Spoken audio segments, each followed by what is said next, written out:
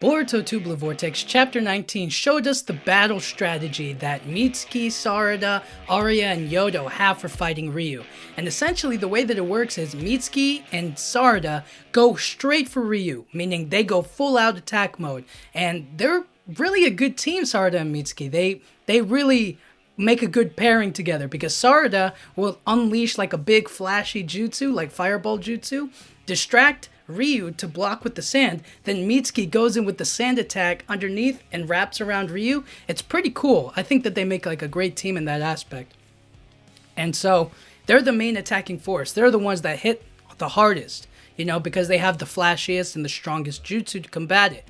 Whereas Arya is on defense and Yodo is also on defense, but she's a sensory ninja. So she's gonna be able to make the plays, call out the patterns, or call out like where Ryu's going to pop up with his iron sand. You know what I'm saying? So we see how they all function as a team and how they all work with each other in order to fight the Shinju. And I have to say, I thought they were going to be a lot more... I thought they were going to honestly be a lot weaker. Like, their attacks weren't going to be as strong as I initially thought.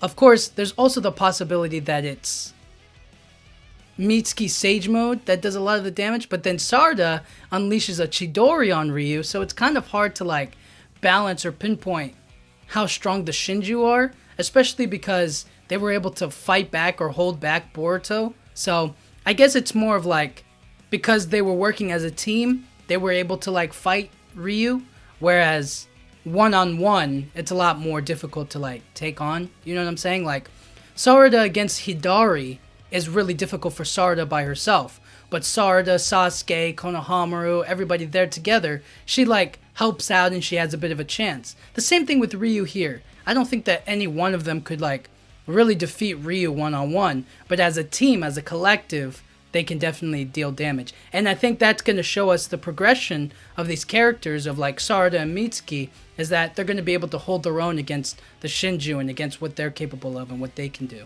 And so I'm interested to see how their battle strategy develops or changes, because just at the end of this chapter, or towards the end of this chapter, we really saw Arya's sand sealing blade taken away.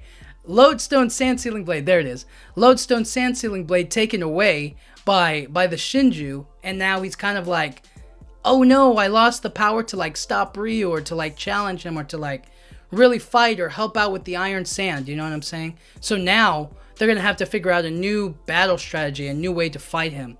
And also the claw grimes have appeared.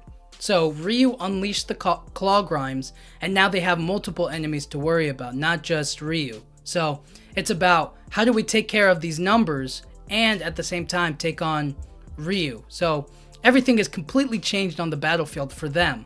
And I'm interested to see what they do moving forward to combat it. I don't know what upgrades Sarada and Mitsuki have had. I don't know what Arya and Yodo can all do. So hopefully we get to see a little bit of Arya's wind style jutsus. Especially because he combines it with his sword technique with Shinki, and that's how he got the lodestone sand sealing blade. So just the wind style alone, maybe that'll give them the boost that they need to like blow the iron sand away. You know what I'm saying? But I was really impressed to see how they were able to deal heavy damage on Ryu, because Mitsuki was, I think, in his Sage mode when he made the attacks. So he was able to go full force and full power on him. And I think that might be why he dealt a lot of damage. But Sarada also landed her Chidori and landed huge damage. And there's no real telling if that had anything to do with it or not. But it was interesting to see. It was really cool to see. And I'm really going to enjoy how they move forward and like what other attacks they can do. We basically just saw what they can do on a basic level, right? Mitsuki attacked with his snakes. Sarada used fire style and Chidori.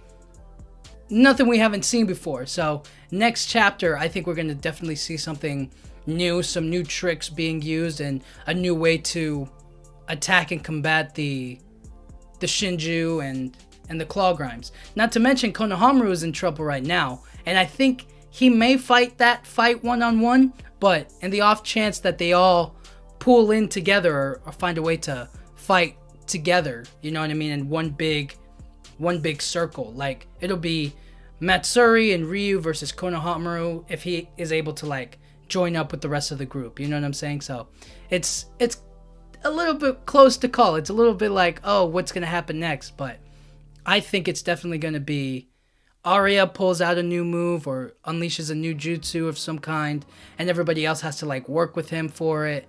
And then I think Konohamaru is gonna fight Matsuri, and we're gonna see what he's made of. That's the battle strategy moving forward. Now that this is the situation that we've ended up in, and there's no telling if he'll ever get his Lodestone Sand-Sealing Blade back, but I feel like it's too good of a weapon to like not have. So I don't know. It could be interesting to see how he gets it back, or if like he'll get some help to go and get it, you know? It'll be cool. It'll be cool to see. But other than that, the battle strategy is simply attack Ryu with everything that they got now and pull out all the tricks that they have just to fight him, and the claw grinds, and to help Konohamaru if he needs it, which based on his track record, he probably will. So we'll see how it goes in chapter 20. I'm already, the gears are turning. I'm already interested in what happens next. So thank you guys so much for watching. Yeah,